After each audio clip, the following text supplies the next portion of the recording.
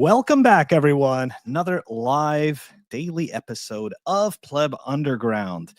So yesterday or what was it yesterday or early this morning? Anyways, Brian Armstrong made an announcement essentially about Coinbase.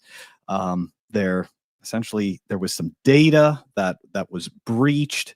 And of course, right, we have no choice but to take a look at this type of scenario and talk about, obviously, what went wrong here. Number one. Number two, what can you do to mitigate this type of stuff in your own life? And if you so happen to have multiple accounts on multiple exchanges, in that type of scenario, what are essentially the things that you can do that you can kind of mitigate that, right? Like, obviously you don't want to be a member of so many exchanges, number one. Number two, Coinbase unfortunately does have a history of breaches, but a history of hacks as well. And some people even claim that internally there's people that sell your data.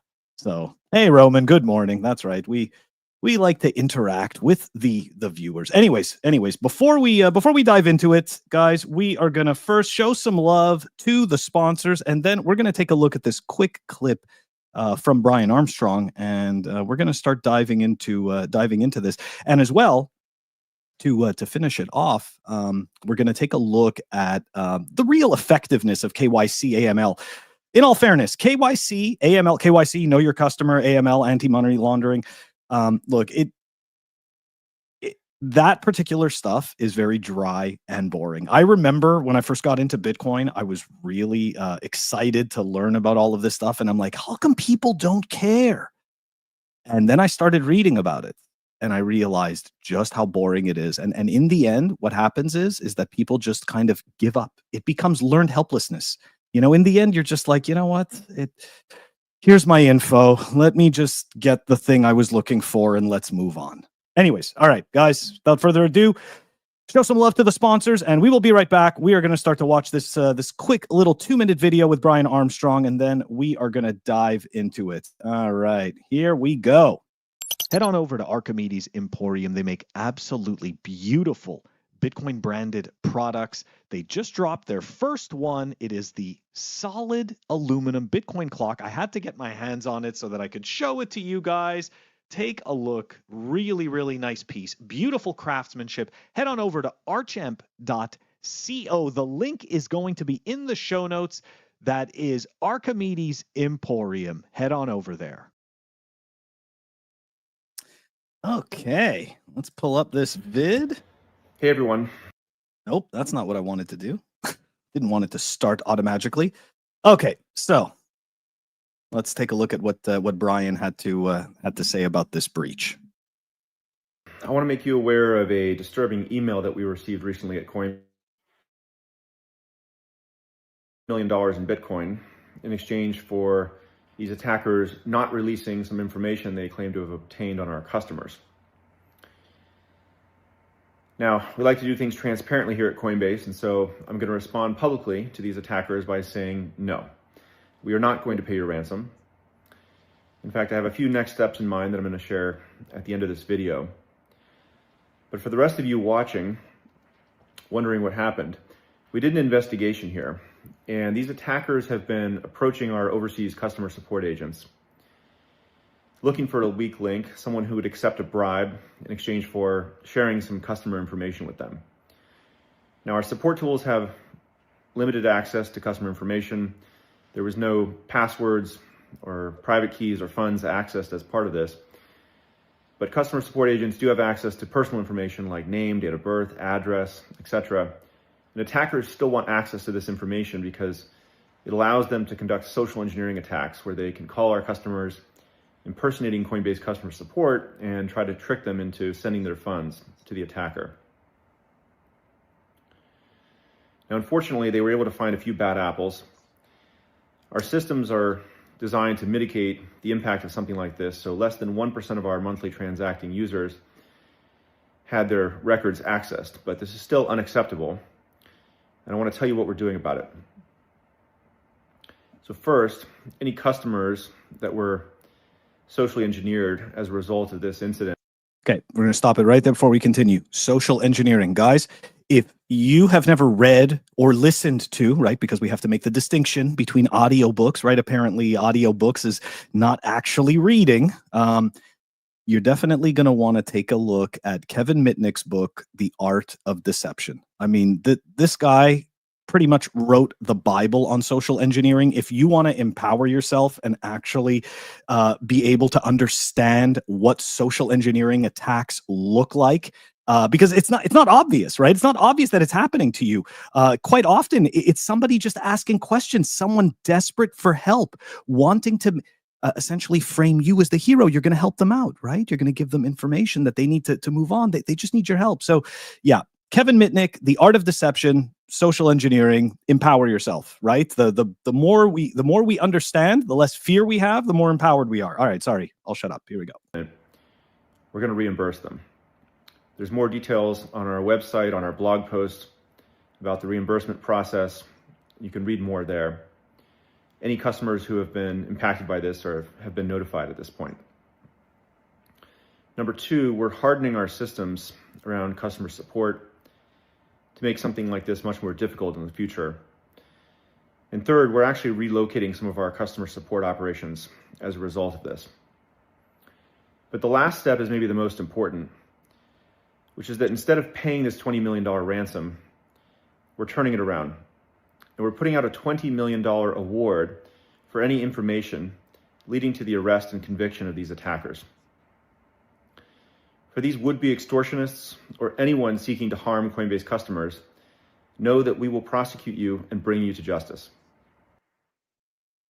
Okay, so, all right, obviously, you know, I'm not a fan of Coinbase. I used to have an account on Coinbase once upon a time when I was a noob, and Coinbase, for me anyways, first came out. I was like, hey, this is, you know, an easy exchange. It has an app, all this stuff. I was all kind of happy. And then, of course, Coinbase, specifically Brian Armstrong, started to mention Bitcoin less and less, started to mention crypto more and more. Then they started their marketing campaigns where they would essentially pay you in shit coins if you go and sign up for an account, you know, stuff like that. So, and then they hired this group of people called Hack Team, which I don't remember all the specifics about it. But essentially, to me, that was kind of like the straw that broke the camel's back. At that point, I was done with Coinbase. I shut down my account. I went through the whole entire process of getting them to remove all my information. In all fairness, it seems like that decision wasn't such a bad one, right? In hindsight, that wasn't so bad. Now, look, you know, I'm not just sitting here to dump on Brian Armstrong, right? Like, Coinbase is a pretty big company. They are public, all that good stuff. I do think that he is handling this correctly, right? Regardless of his terrible takes on Bitcoin and pushing shitcoins, I still believe that, you know, I can still be fair about this and say, you know what? I think that he's handling this as best as he possibly can. And, you know, like, I don't think that many of us can appreciate what it's like to be in that type of a scenario where you're essentially being blackmailed, right? You're kind of being forced into this time-sensitive, crucial decision. And, you know, it becomes a matter of ego and pride, right? A lot of times, right, people want to, you know, you want to hide the mistakes that you make. You want to sweep those under the rug, you know, especially as a public company. Public companies don't air their dirty laundry. Okay, like that's not a thing that public companies do, right? Like there's no real benefit in airing their dirty laundry. So he really had to think this one through, and I really do think that that they did the best that they could with this, which is sending out the messaging of we will not tolerate this behavior. Now, the fact that they're moving their customer service out of wherever it was, that doesn't surprise me. Okay, social engineering is essentially based on finding the lowest hanging fruit. It's not really much different than when you're developing a product that's customer focused, right? You want the easiest wins right away. So that's really what happens with social engineering. So what are they going to do? They're going to go to the weakest links. They're going to go not directly to necessarily Coinbase employees, but they're going to go and try to find subcontractors, because quite often when you're dealing with subcontracting and stuff like that, there's rules that are not as stringent as if you worked directly for the company. And as a result, that's like an easier way of getting in, so to speak. Anyways, all right, let's talk about let's break down, what they got, what they didn't get. Here we go. Let's take a look here. So, guys, obviously all of this is in the it's all in the show notes. So if you want to go back, you want to take a look at the links. I like to put all my sources. And all right, so let's see what they got. All right, they got names, addresses, phone numbers, and emails, masked social security. Okay, so the last 4 digits only, masked bank account numbers, and some bank account identifiers, government ID images, all right, driver's licenses, passports, account data, balance, snapshots, transaction history, limited corporate data, including documents, training material, communication. You know what the ironic thing is, right? The ironic thing about this is that had there been no KYC, they wouldn't have this data, right? So know your customer. Well, look at that. Know your customer worked great for the criminal. And I'll explain a little bit later on when we're taking a look at Dr. Ron Paul's work, how that happens. Because KYC AML is not about protecting the consumer. It's about protecting the corporation. Okay, that's what it's about. Because essentially what it is that it creates a list of checks and balances, right? So you've got a list of things, and now the criminal, right? The criminal who is attempting to use, let's say, your monetary network or whatever it is to facilitate crime, they now have a checklist of information that they can provide in order to gain access to your little walled garden. So yeah, KYC AML. It's not for us. It's not for us. Anyways, okay. Sorry, guys. Yeah, I tend to do that. I don't know if that's OCD or some kind of ADD. Who knows? Anyways, all right. What they didn't get. They didn't get login credentials or 2FA codes. They didn't get private keys. Any ability to move or access customer funds. Access to Coinbase. They didn't get access to Coinbase Prime accounts and access to Coinbase or Coinbase customer hot or cold wallets. Okay. But you see, the damage is done. It doesn't really matter that they didn't get that data, because what they got was a door into getting that data. So what happens is that this is where you start getting phishing emails. This is where, not fishy emails, phishing emails. This is also where you start to get phishing phone calls, right? Phone calls where people claim to be, from Coinbase or Coinbase support or whatever it is. I mean, it's at this point, I get emails from exchanges that I've actually never been a member of.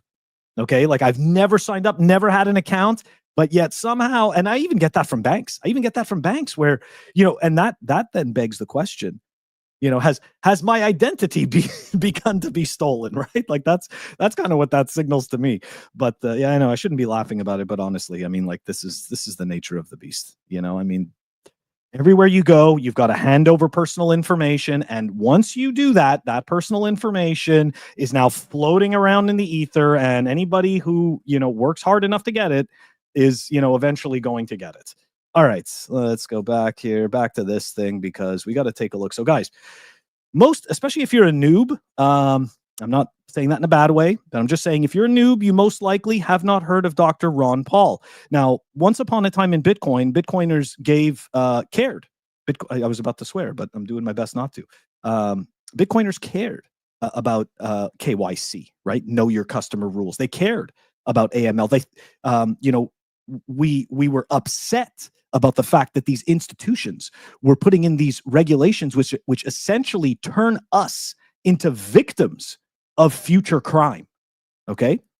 And in all fairness, I remember doing a couple of episodes on this stuff back in the last show that I used to do before Pleb Underground. And I genuinely thought that we would get, some pretty good reception about it. I thought that we would get, good engagement about it. And I got to be honest with you, nobody cares. Nobody cares about AML. Nobody cares about KYC. This is what I said at the beginning of the show, right? All it is look, if that's the information I need to provide to have the little crappy thing that I want, then that's what I'm going to do. Okay. And the essentially the system has been I mean, I can't say it's designed in this way, but it seems that the flow of the system is such that it's all meant to seem like nobody cares. It's like giving out your information, giving out your personal information. That's all just part of the deal. You just hand over your info because it doesn't really matter.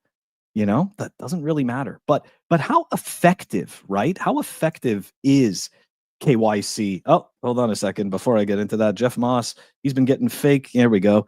Getting fake. Yeah, there you go. Emails and texts for over a month. Definitely. Yeah, exactly. Right. Like these guys have been hacked so many times. Okay.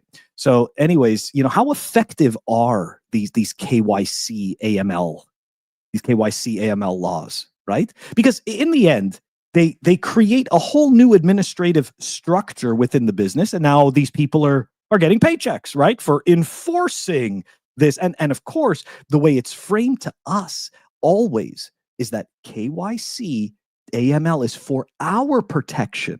Okay, they're doing this for you and me, the little guy, right? When you're setting up a business, all you're thinking about is each individual customer, right? Doing what's right for them. I know that sounds like a load of crap, because unfortunately for most businesses it is. Anyways, especially when it comes to AML KYC, all this has to do with is gathering data for businesses, which can then turn that data over to the relevant government agencies. Okay, so Dr. Ron Paul, if you guys don't know him, he's not really on Twitter so much anymore. I do think it's at least an account worth going to check out to see all of this amazing material about AML KYC. But here's the actual score sheet, right? What does it actually fix? Now, of course, I'm old and I got to read this thing, so I got to move up here. But so here we go. How much crime does it actually solve, right? Giving them all of this data, like how did we fix things? Well, look, it's been responsible for 0.05% of the impact on criminal finances. Okay, so I really want you to think about that, right? Like that's significantly less than 1% of financial crime that's being affected by this. Okay. Then the risk, 5.3x, right? Banks are penalized more than criminals. Now, guys, I've talked about this before several times. I've done many clips on this. The banks pay to play. Okay, this is how it works. In the end, what KYC and AML regulations do is they create a monetary funnel. So that way, because think about it, right? Who can afford to pay these exuberant fines on all of this data? The banks, right? So the banks kind of get stuck into this weird cycle where they have to abide by KYC, AML, and then when, God forbid, somebody skirts the system or figures out how to do it and then they get busted, the bank pays the fee. And again, I'm not trying to say that, like, you know, the poor bank, they're a victim. The bank's not a victim. Okay, I'm just saying, though, it's the whole point of this is that it is a business, the business of KYC AML. It's got nothing to do with us, our well-being, our safety. We are just, I'm sorry to say it, guys, we're just peons. Anyway, so here we go. The cost. 20,000% higher cost on citizens, shareholders, and taxpayers. Of course, I just explained it. You have to create a whole entire regulatory system around this. Then all of a sudden you have to hire a bunch of people and they can't get paid minimum wage, right? This is sophisticated, important stuff for the banking system. So of course they're going to make some good money. It's such a freaking ruse, honestly. It's just creating layers of administration for the sake of administration, you know? All right. So next, I'm not laughing about that. I look at the comments while I do this. I try to, like I said before, I try to be interactive, right? I want everybody part of this conversation as much as I can. Okay. The last piece to it is it harms millions of ordinary people, communities, legitimate businesses, and countries that are harmed by AML. So yeah, guys, again, like I said, this is truly, exactly, Z-Logic and Fiat. And that is exactly it, right? Like Z-Logic is right. Like this is that whole KYC AML thing. That is that's a symptom of fiat, right? Like that's exactly what that is. And again, what's happening? We are trusting third parties with our data. And guess what? It's okay because we've been conditioned to believe that our data is pretty much useless, right? It doesn't really matter. You have to hand it over if you expect to play in this park. Okay, that's what it is. So it's pay to play. Guys, yeah, that's right. So look, the takeaway, right? The big takeaway from this with Coinbase. Okay, so let's say you get one of these phishing emails. Let's say you get one of these phone calls. So first of all, if you're still answering your phone in 2025, if you're still answering phone numbers that you don't know, and even ones that you do, how old are you? You shouldn't be answering the phone at this point. There's nothing. Nobody is calling us for anything worthwhile. The other thing, if you do happen to get trapped on one of these phone calls, I know it sounds crazy. You can just hang up. You don't actually have to talk to these people. You don't actually have to give them any information. You can just hang up. And guess what? Almost every single one of, okay, we'll stay specific to Coinbase, right? Coinbase has an app. So if you have the app installed, right, you can just go into your app and reach out to Coinbase customer service, bypassing the ability for an attacker to use a spoofed phone number. Like, for example, when I get phone calls from my bank, I don't talk to them on that call. I don't care. I'll just hang up on them and I can simply contact them back through the app. I mean, look, if it's legitimate, then they're going to have whatever they're talking about on file there for me, right? Okay. So that's, I mean, for the phone call, and of course, not that I have to tell you this, but it might be useful to actually block these numbers in the end. The next piece about it is this: emails, right? It's the same type of thing. Like, when I used to do, so in a past life, right? I used to be a PC troubleshooter. Like that's what I used to do. I used to go on site to different businesses and stuff like that. Yes, Jeff, exactly. Take self-custody of your coins. I'm just talking about the phishing stuff right now, but yes, take self-custody of your coins. But yeah, so in a past life, I used to do PC troubleshooting, and so you go on site and you go to these different people's houses and stuff like that. And usually, most of the time, I was just deleting malware, right? Deleting spyware. You'd be surprised how many people pretend that they're not clicking yes to every single porn message. And they just don't know how it happened, right? They just don't know what happened. But look, this is what I've often said to many customers. I do not know how many of them actually took it seriously. But look, if every single time you clicked yes, I had to show up and charge you money to fix your computer, maybe you should just try clicking no. Now, and then that used to work until the hackers or like the scammers got really smart. And then what they did was that it didn't matter whether you clicked yes or no. They were infecting your machine. So if you clicked yes, your machine got infected. If you clicked no on the message, your machine got infected. But again, my whole point is, okay, if you're getting these phishing emails, don't click on any of it. Don't click on any of it. And if you are truly unsure of what is actually happening, okay, you can always just go into the app. Exactly, Roman. The no button's also a scam. You can just go into the app and contact them. Now, to wrap it all up, Jeff Moss hit the nail on the head, right? You'll pull that back up again, right? Take self-custody of your coins, guys. The second I started to do that and then started using multi-sig and just getting all of these ducks in a row, my stress started to go away. That was really the bottom line. The stress started to go away. Knowing that I didn't have this information out there on these exchanges anymore, it just reduces your attack vectors, right? And actually, talking about attack vectors, I know that Jameson Lopp often shows a lot of information about people getting attacked and stuff. And I'm not saying that I don't do that too. I do that as well. And I think we as Bitcoiners, we do this in order to stay vigilant. Like, we're not necessarily doing this in order to, cause concern. It's about awareness.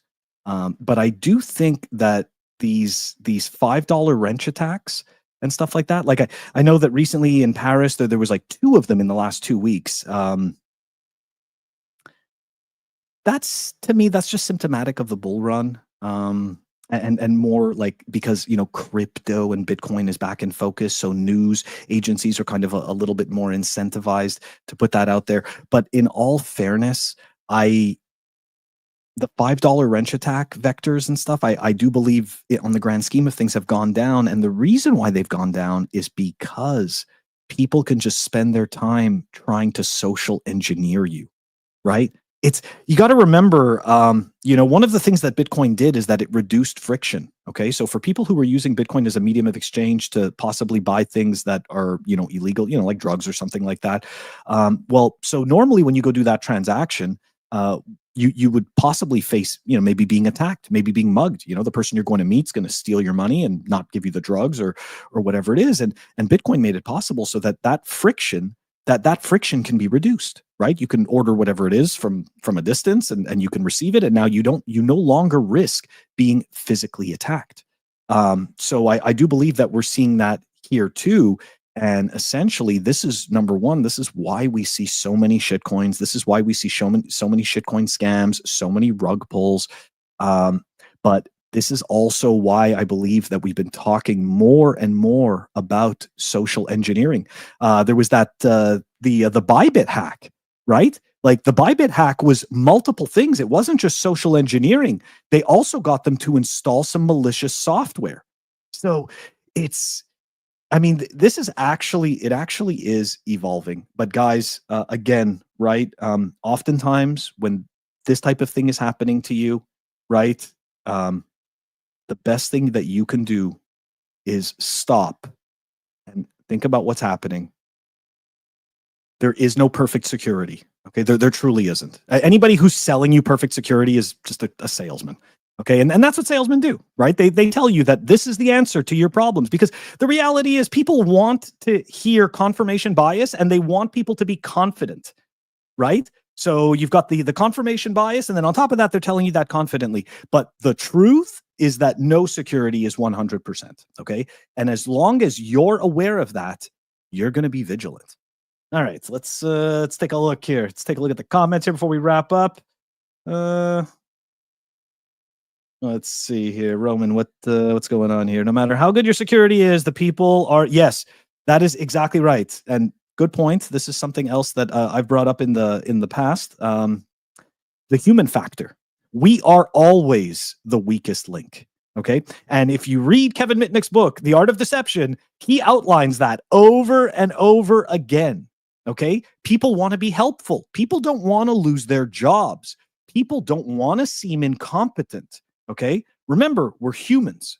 Okay. We're humans. We're fearful. We're greedy. We have all kinds of different things, right? Some of us are insecure. Some of us are, overly, obsessed with certain things. It's like all of this stuff can be used against us. We're people, right? We have egos. Anyways, yeah. So guys, look, that's, believe it or not, I actually wanted to do this clip about the Jack Mahler stuff, but I think we're going to save that for on Monday. On Monday, we're going to be doing the monthly live episode. Sir Ulrich and Humble Bitcoiner is going to be joining me. It's going to be 8 p.m. Monday night. We've got a lot of hot topics. We're going to be discussing the latest Jack Mahler's video with him talking about how he's not rehypothecating. There is some juicy information in that video that kind of indicates the opposite. Anyways, guys, thank you so much for tuning in. Another episode of Pleb Underground. And yeah, I don't know. Tomorrow, I think I'm taking it off, and I'm just going to catch you guys on Monday for the monthly live. Of course, this is going to be on Apple Podcasts, also going to go on Spotify. And if you want to stream us sats, check us out on fountain.fm. Catch you on the next one.